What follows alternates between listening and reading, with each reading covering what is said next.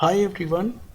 I can assume that most of you are familiar with William Shakespeare.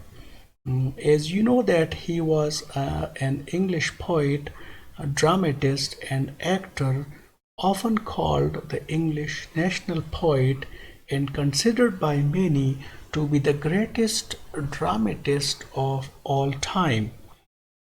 Ben Jonson also meant the same when he said that Shakespeare was not of an age but for all time. Shakespeare's works are interpreted beyond his time, and his writings appeal to all human societies alike. This claim stems from his keenness of mind that he applied to human beings and their complete range of emotions and conflicts. In other words, he is expert in generalizing a dramatic situation and pass comments on the emotional psyche of humans. Some readers are more interested in how Shakespeare interprets different situations or characters rather than what happens during his plays. In yet another way, we can say that reading Shakespeare would be looking in the mirror telling us who and what we are. But before we come to the career of Shakespeare, let us analyze some of his life facts. In connection to his early life, we notice that in 1582, while he was aged 18, he married Anne Hathaway, a woman who was 8 years older than he.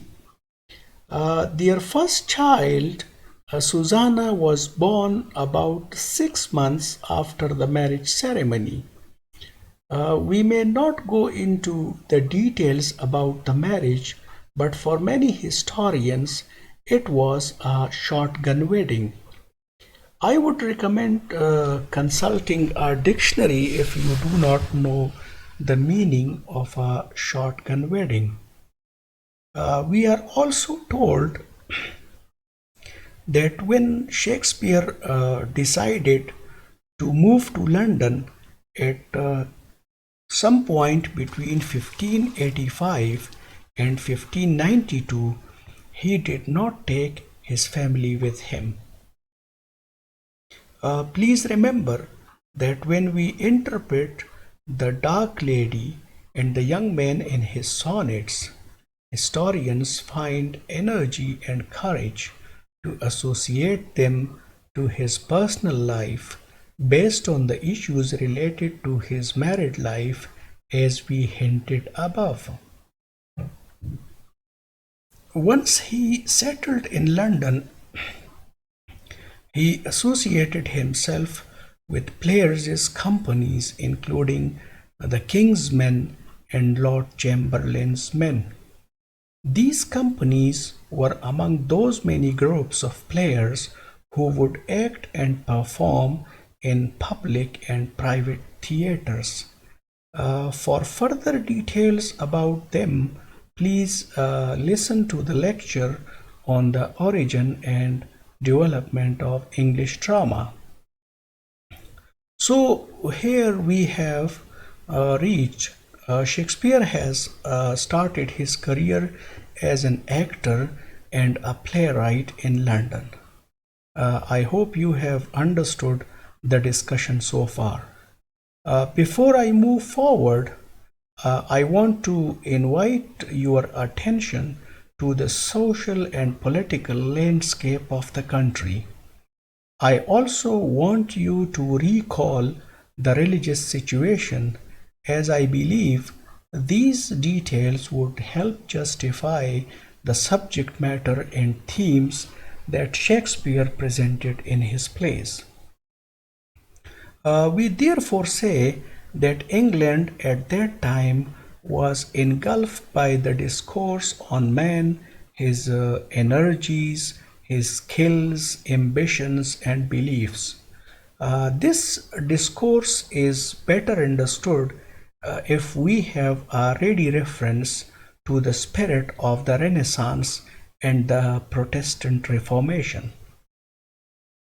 We also need to keep in mind the prevailing humanistic ideologies, education, Lutheranism, and Calvinistic approach to fashion lives. I hope you have heard the relevant lectures and by now you have a good understanding of what I am talking about. As an outcome, secularism was on the rise and people were less motivated to uphold the orthodox religious beliefs. The theaters were flourishing and people wanted to know and to learn about what men could be capable of and the essence of life. There were other people who were Puritan in their approach and wanted reforms in the existing church practices. I would, however, leave the Puritan approach as we will deal with it in detail in our lecture on the Restoration literature and the comedy of manners. It is also important to know about the literary trends of the time. In Shakespearean era, the dramatic tradition was shaped by the miracle and morality plays. I hope you remember those plays and their themes that related to religion and moral problems. We therefore notice the presence of elements from miracle and morality plays in Shakespearean dramas. Thus, if we are to generalize the themes of his drama, we may say that Shakespeare incorporated religious interpretation of life that was at the heart of the religious debate. Another important point that we need to keep in mind is that Shakespearean tragedies were fashioned mostly as revenge tragedies in line with Thomas Kyd's The Spanish Tragedy. We would therefore come across a story of bloody revenge occasioned originally by the murder or rape of a person whose near relatives such as fathers, sons and brothers would be bound by sacred oath to revenge the atrocity. If we further explain this point in the light of his play Hamlet, we may conclude that the avenger must proceed with caution since his opponent would be clever, secretive, and ruthless. The avenger may therefore need to feign madness and to cover his intent.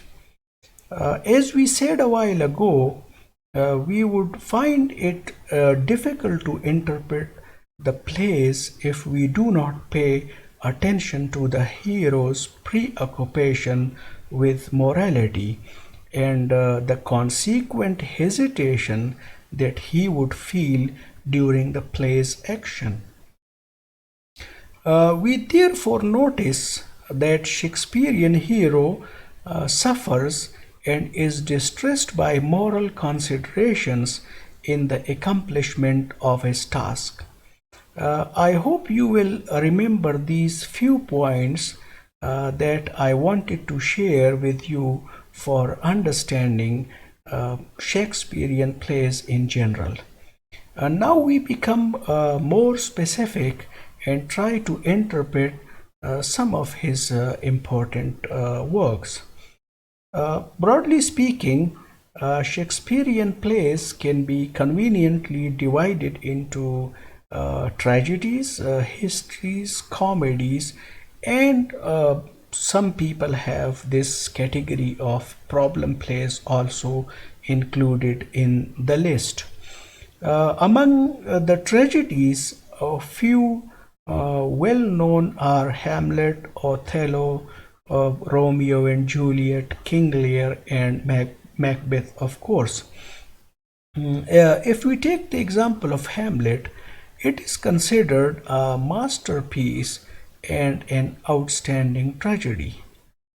Inside the play, we find Hamlet faced with a difficult situation to avenge the death of his father by his uncle Claudius.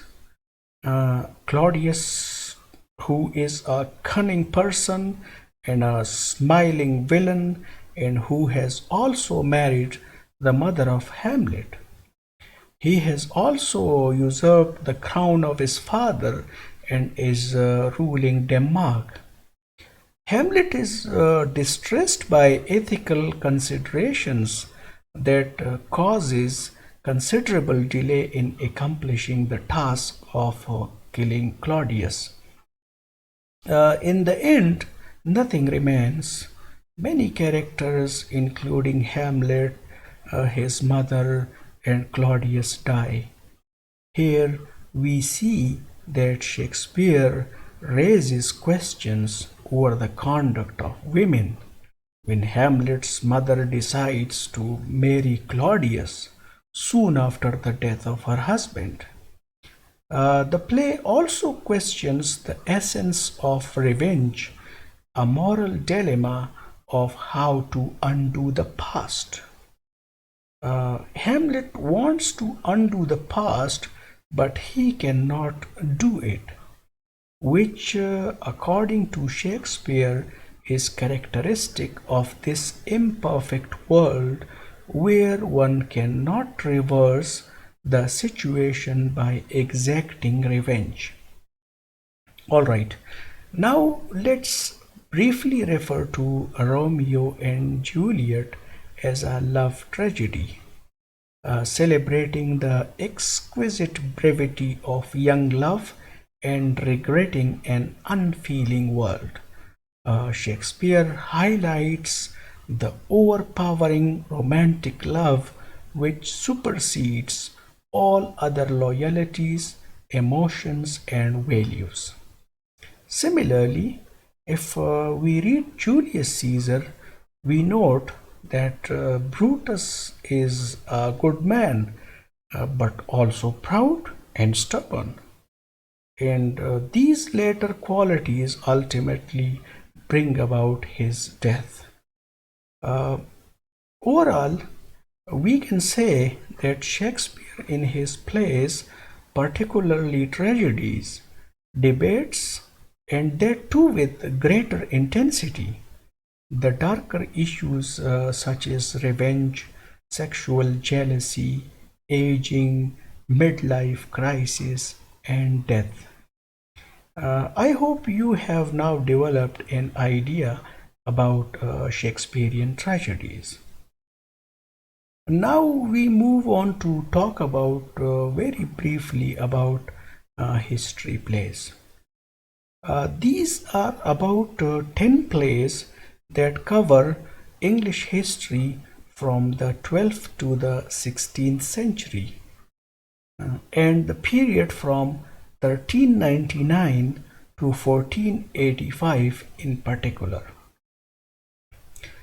Each history play is named after the king it dramatizes, such as Henry V or Henry VIII. The subject matter includes the Hundred Years' War with France, Joan of Arc, and the Wars of the Roses between York and Lancaster, and so many other historical events. Please keep in mind that when we refer to these plays, we must not forget that they are the products of Shakespeare's reading of history, and that reading has been passed through his imaginative faculty and may therefore not strictly describe the exact historical details. Now it's time to know something about Shakespearean comedies. Generally speaking, we say that the characteristic feature of these comedies include fun, irony, wordplay, disguises, and mistaken identities or errors, which ultimately end happily. However, it would be unjust if we ignore the dark and the tragic element that form part of the action. Shakespeare was a master painter of characters in a sense that even his comedies included a reference to human experiences of joy and sorrow, tragic and comic, and the dark side of mankind. I believe you want to know about some good example of his comedy drama. So here I have this 12th night for you, which is a romantic comedy informing us about the reinforcing relationship between irrational love and madness. It has a strong element of concealment or disguised identities, with the beautiful Viola disguised as Cesario. The play, in a sense, is a transition of same sex friendship into a heterosexual union, which we see in the case of the love of Duke Orsino with Cesario, or the disguised Viola. Please make a note of the observation about Shakespearean comedies and even history plays that they deal mostly with the pursuits of young men who, during the play, would come across dangerous and risky situations, allowing them to mature in the end. In other words, humans, according to Shakespeare, achieve full maturity once they come across and overcome difficulties. As the last part of this session, I will now acquaint you with problem plays. The problem plays may be like comedies for some readers, but they pose thorny ethical issues, and even if they end happily, the couples would not be the usual young lovers in other comedies who, after encountering several misunderstandings, are finally united. For instance, in Measure for Measure, Isabella is placed in the terrible situation in which, while trying to save her brother from execution by Angelo, she falls prey to his lust. He offers to free her brother if she would sleep with him. Such dark and gloomy experiences and the subsequent marriages are thus poles apart from love in romantic comedies. Likewise, the Duke forces Angelo to marry a woman he has abused, having made her pregnant, and has then abandoned her. Then neither of them is happy. These are the kind of issues that are characteristic of problem plays. In yet another problem play, All is Well That Ends Well. Through the bedroom switch that enables Helena to become pregnant by her husband Bertram, and this forces him to stay by her side, suggest that in the dark all women are alike to men. We also see that nothing stands in Helena's way as she determinedly pursues the man she loves. And while we may admire her, by the time she appears to triumphantly show Bertram how he has been tricked, we no longer like her as much as did earlier. Uh, uh, to wind up the discussion, um, I can say that we have today attempted to understand the life and career of Shakespeare as a playwright.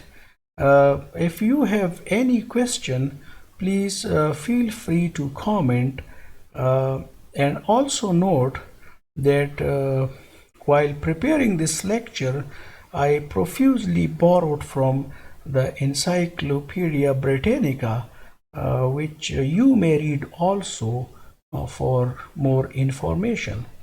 So stay tuned and wait till the next session where we will be talking about the Restoration period. Thank you very much for your time.